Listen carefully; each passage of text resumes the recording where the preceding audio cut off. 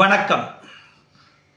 அன்பார்ந்த ஆன்மீக நெஞ்சங்களே, உலகெங்கும் வாழ்கின்ற இறை நேசர்களே, அன்பர்களே, நண்பர்களே, எனது மாணவ செல்வங்களே, உங்கள் அனைவருக்கும் வாழ்த்துக்களோடு கூடிய வணக்கத்தை நான் தெரிவித்துக் கொள்கிறேன். எல்லாம் வல்ல அன்னை மகாசக்தியினுடைய பேரருளால் நீங்கள் அனைவரும் வளமோடு நலமோடு வாழ வேண்டும் என்று அந்த அன்னையிடம் பிரார்த்தித்து, இன்று சனிப்பெயர்ச்சி பலன்களில் பொது பலன்களை பற்றி நான் சுருக்கமாக பேச உள்ளேன். அதற்கு பின்பு ஒவ்வொரு ராசிகளுக்காக வரும். இந்த சனிப்பெயர்ச்சியானது வருகின்ற மார்ச் மாதம் 29ஆம் தேதி, அதாவது 2025 மார்ச் 29ஆம் தேதி இரவு 11:01 கும்பத்தில் இருந்து மீன ராசிக்கு இடம் பயிற்சி ஆகிறார் சனி பகவான். கோள்களிலேயே மிகப்பெரிய கோள், கிரகங்களிலேயே மிகப்பெரிய கிரகம் என்று வர்ணிக்கப்படுகின்ற இந்த சனி பகவான் 2.5 வருடங்களுக்கு ஒரு தடவை அவருடைய சுழற்சியை மையமாக வைத்து 12 வீடுகளுக்கும் இடம்பெயர்ந்து வருகின்றார். அந்த வகையில் 2025 மார்ச் 29 முதல் 3/6/2027 வரை, ஜூன் மாதம் 3ஆம் தேதி 2027ஆம் ஆண்டு வரை நடைபெறப் போகின்ற இந்த சனி பயிற்சியினுடைய பலன்கள் உலகம் முழுவதும் என்னென்ன விளைவுகளை கொண்டு வரப்போகின்றது என்பதை ஒரு கணிப்பாக நான் இங்கு முன்வைக்க விரும்புகின்றேன். ஆய்வுகள் செய்து அன்னையினுடைய அருள்வாக்கு கேட்டு அதிலிருந்து குறிக்கப்பட்ட பல விஷயங்களை இறை சக்தியால் உந்தப்பட்டு கிடைக்கப்பட்ட சில அறிகுறிகளை மையமாக வைத்து உங்களுக்கு இந்த சனிப்பெயர்ச்சி பலன்களை நான் இந்த வீடியோவாக தருகின்றேன்.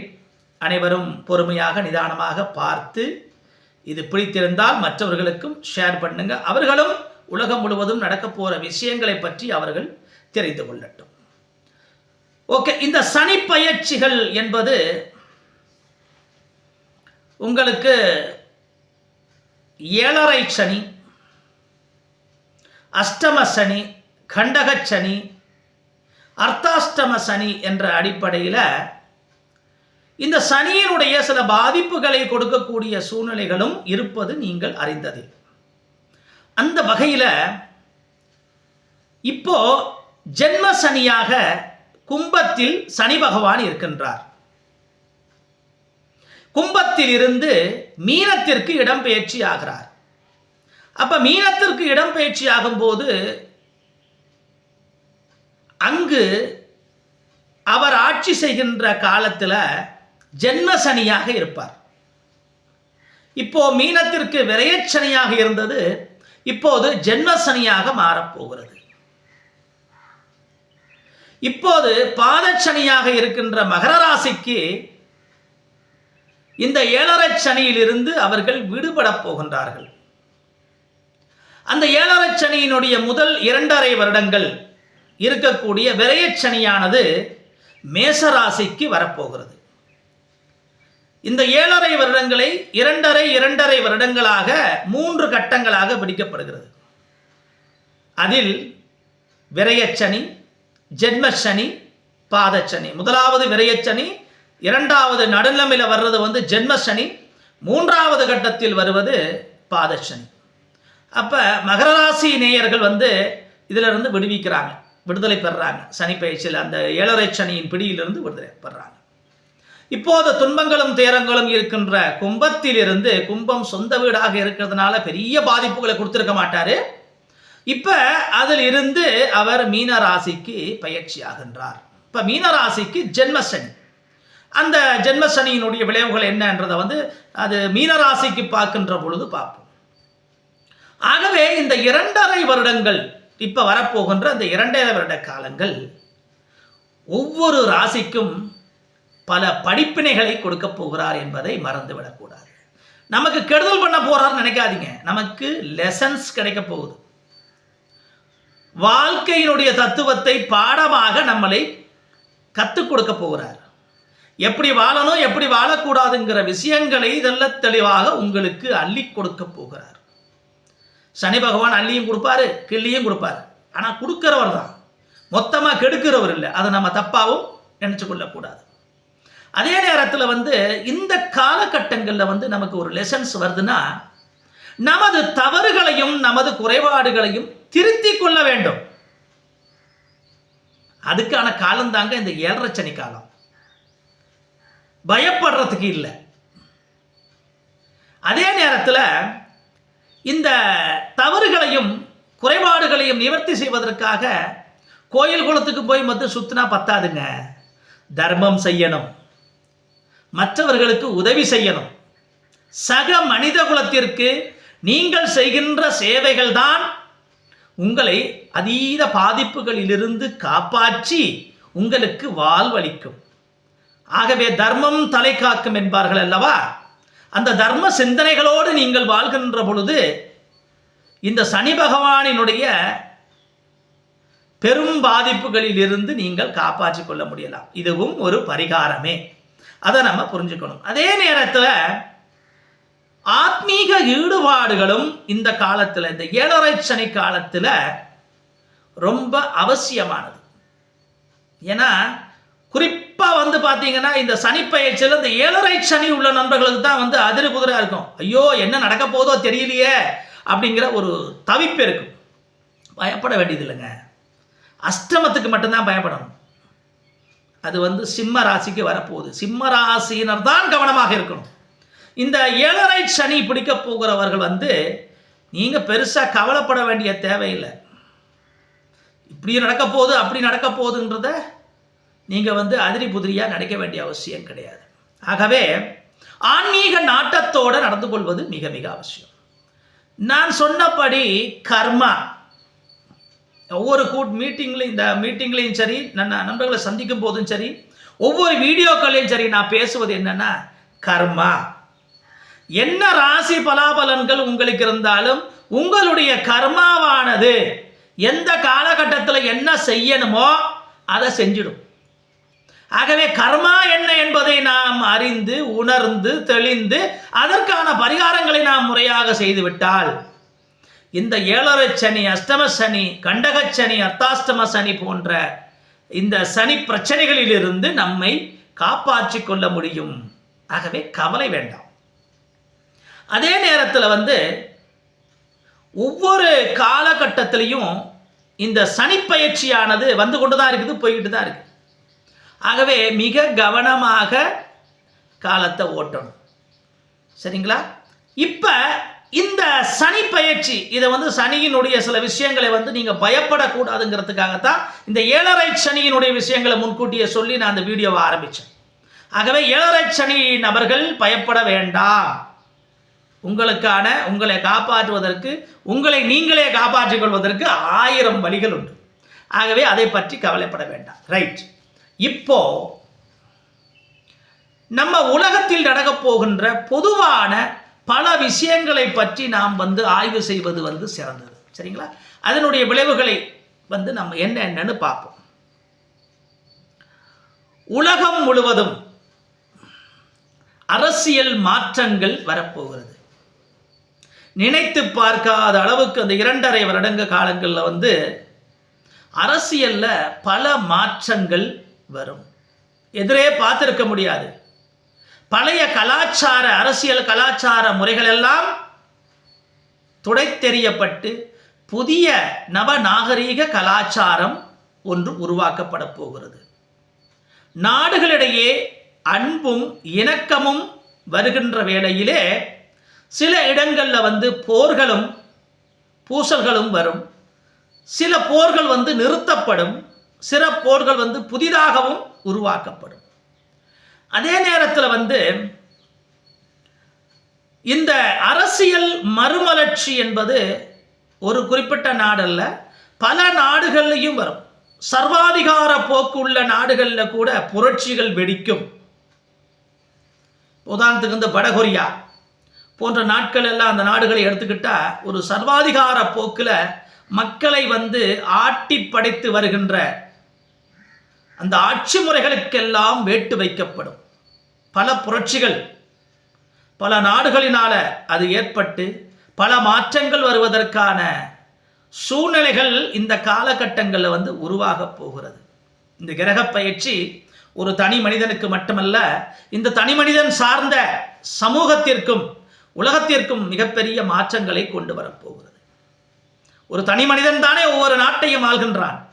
அந்த ஆட்சி பீடத்தில் இருக்கின்றவர்களுடைய கிரக சூழ்நிலைகளுக்கு ஏற்ப பல மாற்றங்கள் வரப்போகிறது.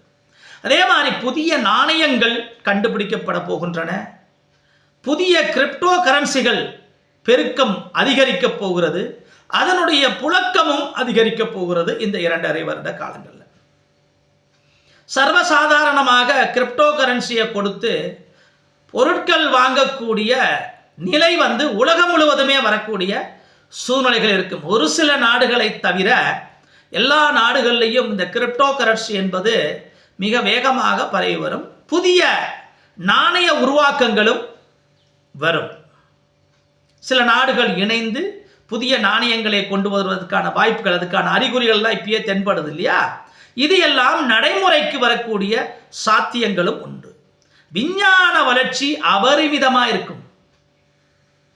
இதுவரையும் எதிர்பார்க்காத அளவிற்கு மிகப்பெரிய விஞ்ஞான வளர்ச்சி இருக்கும். புதிய கிரகங்களோட தொடர்பு கொள்ளக்கூடிய சூழ்நிலைகள் இருக்கும். அந்த கிரகங்களில் மனிதன் காலடி வைப்பதும் அங்கு உள்ள ஜீவராசிகளோடு தொடர்புகள் ஏற்படுத்திக் கொள்வதும் சமிக்கைகள் ஏற்படுத்திக் கொள்வதும் இந்த மாதிரியான பல அதிசயங்கள் இந்த 2.5 வருட காலங்களில் வரப்போகின்றது. 12 ராசிகளில் இறுதியான ராசி மீன ராசி. இந்த மீன ராசிக்கு வருகின்ற பொழுது ஒட்டுமொத்தமான சுழற்சிகளும் உலகம் முழுவதிலுமான பல விஷயங்களும் நடக்கும். 1 ஆரம்பித்து 12 முடிகிறது ஒரு சர்க்கிள். அப்ப இந்த மீன ராசிக்கு இந்த சனி பகவான் வரும்பொழுது பல்வேறு விதமான நன்மைகளையும் தீமைகளையும் அவர் கொடுக்க போகின்றார். அதே வகையில் உலகம் முழுவதும் விலைவாசி உயரும். பல நாடுகளில் விலைவாசி உயரக்கூடிய துர்பாக்கியமான சூழ்நிலைகளும் நடக்கும். இந்தியாவிலும் பல பொருட்கள் கடுமையான விலை உயர்வுகளை சந்திக்கக்கூடிய ஒரு சூழ்நிலை இருக்கும். அதே நேரத்தில் போர் பதட்டங்கள் ஏற்பட்டாலும் சில நாடுகளுடைய சமாதானத்தினால அது நிறுத்தப்படும். சில புதிய போர்களும் உருவாக்கப்படும் என்பதையும் நான் குறிப்பிட்டு சொல்ல விரும்புகிறேன்.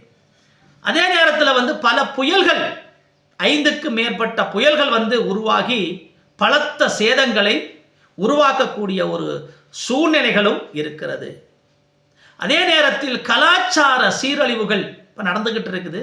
இது வரன்முறையற்று பெருகி கடுமையான சட்டங்கள் இயற்ற வேண்டிய ஒரு சூழ்நிலைக்கு உட்படுத்த போகுது.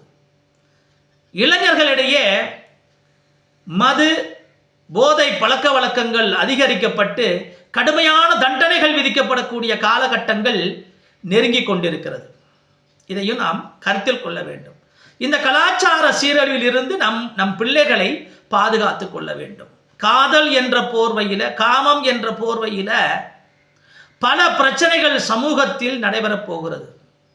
தன்னுடைய சொந்த இல்லத்திற்கும் சொந்த ஊருக்கும் அவமானத்தை தேடித்தரும் அவமான சின்னங்களாக இளைஞர்கள் மாறப்போகிறார்கள். ஆகவே சிறு வயதிலிருந்தே அவர்களை நீங்கள் தக்கவாறு வளர்க்கவில்லை என்றால் கைகட்டி பதில் சொல்லக்கூடிய ஒரு துர்பாக்கியமான சூழ்நிலை இந்த காலகட்டத்தில் வரும். தொழில்நுட்ப அறிவு இதுவரைக்கும் நினைத்து பார்க்க முடியாத அளவுக்கு உச்சத்தில் வரப்போகுது. புதிய புதிய கண்டுபிடிப்புகள், இப்போ இந்த ஏஐ போன்ற கண்டுபிடிப்புகளை விட அதி அற்புதமான கண்டுபிடிப்புகள் எல்லாம் இந்த 2.5 வருஷங்கள் வரும். நினைச்சு பார்க்க முடியாது. திரைப்படங்கள்ல தான் பார்த்துருப்பீங்க. அப்படி தட்டிட்டா எல்லாமே உங்களுக்கு வர்ற மாதிரியான ஒரு விஷயங்கள் எல்லாமே உங்களுக்கு வரப்போகுது.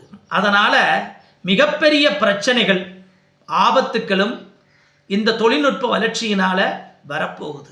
அது உலக நாடுகளுக்கு பல சிக்கல்களையும் சங்கடங்களையும் கூட அது கொடுக்கக்கூடியதாக அந்த வளர்ச்சி வந்து இருக்கும். அதே நேரத்தில் விண்வெளி பயணங்கள் அதிகரிக்கும்.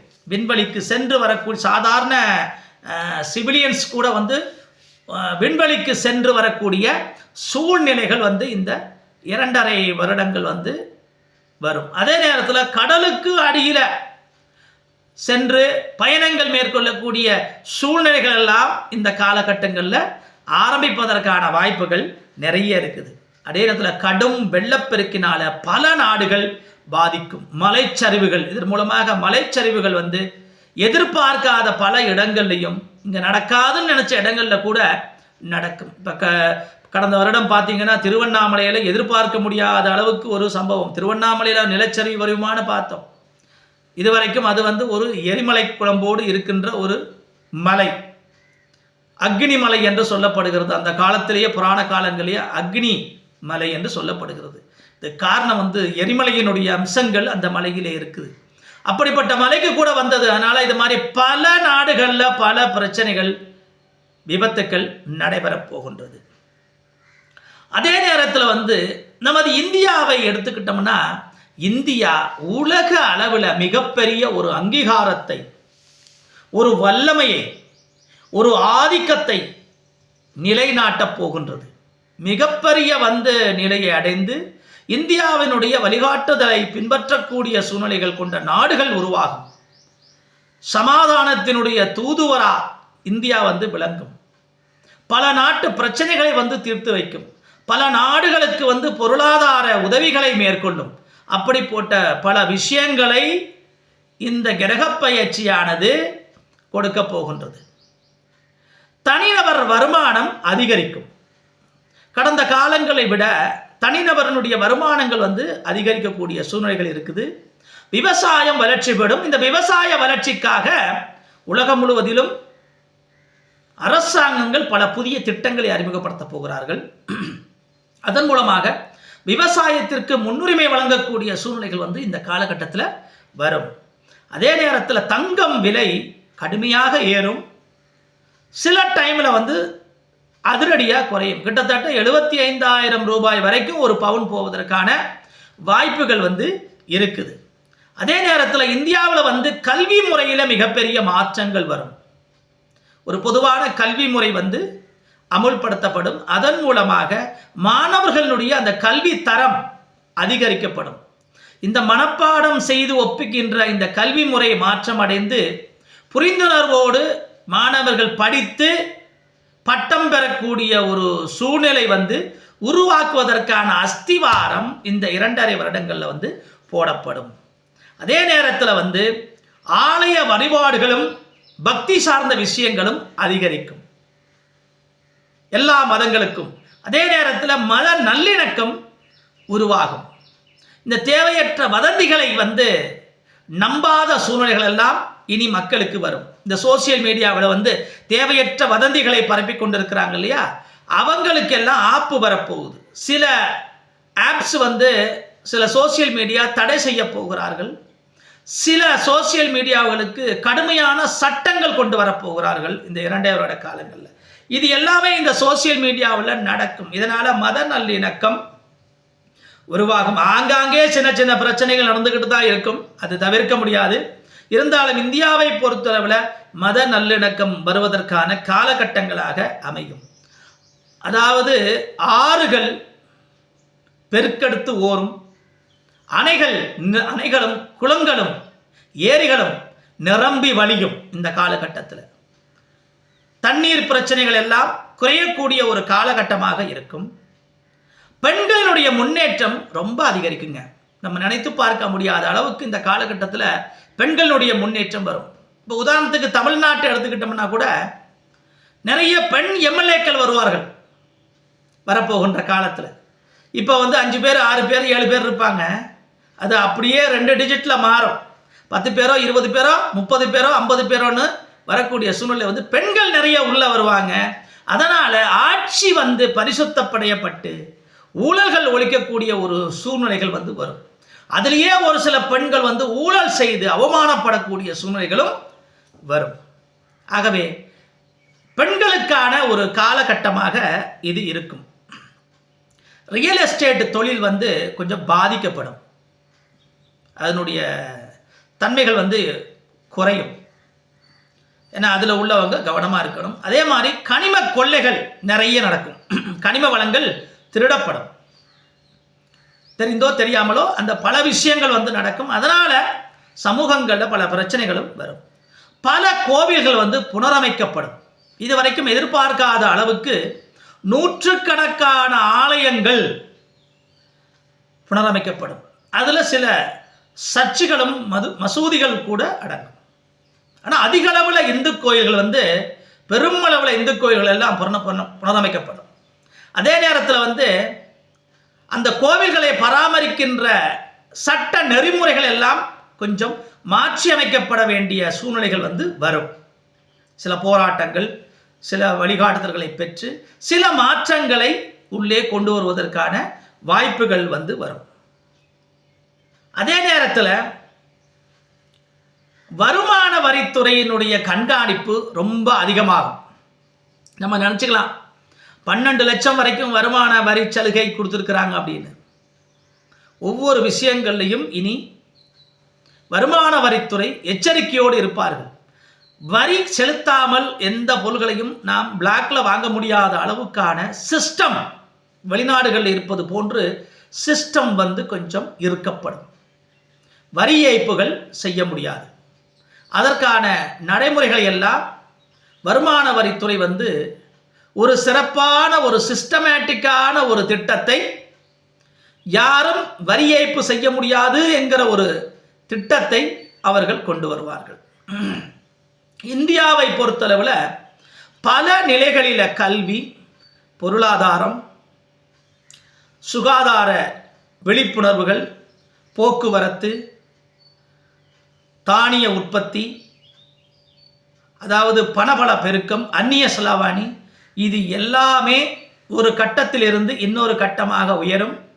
ஏற்கனவே இந்தியா வாங்கியிருக்கின்ற சில கடன்களில் 1/3 பகுதி கடன்களை அடைக்கக்கூடிய சூழ்நிலைகளும் உருவாகும். அதற்காக மத்திய அரசாங்கம் பல கடுமையான முயற்சிகளை மேற்கொண்டு அதை செய்வார்கள். இங்கிருந்து பல நாடுகளுக்கு வந்து கடன் கொடுக்கக்கூடிய சூழ்நிலைகள் உருவாகும். ஆகவே இன்னும் பேசப்போனால் ஏகப்பட்ட விஷயங்களை வந்து பொதுப்பலன்கள் பேச முடியும். இவை உலக அளவில் நடக்க போற விஷயங்கள். இது நம் பகுதியையும் சாரும், நமது மண்ணையும் சாரும் என்பதை நாம புரிந்து கொள்ள வேண்டும். எல்லா விதமான ஆபத்துக்களும் முன்னேற்றங்களும் நன்மை தீமைகள் கலந்தே சொல்லியிருக்கின்றேன். இவைகள் அனைத்தும் நடைபெறுவதற்கான நிலைகளை நீங்கள் அறிகுறிகளை பார்ப்பீர்கள்.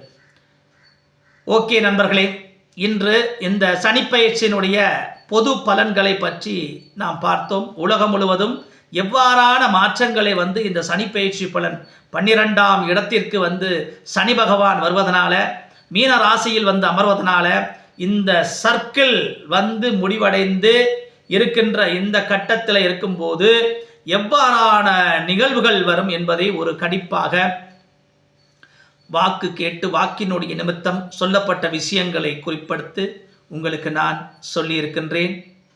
இதை நீங்கள் மனதில் வைத்து உங்களுடைய வாழ்க்கை தேவைகளை நீங்கள் பார்த்து கொள்ளலாம். குறிப்பாக இளைஞர்களுடைய சீர்கேடு என்பது எண்ணற்றவையாக பெருக்கம் எடுக்கப் போகிறது.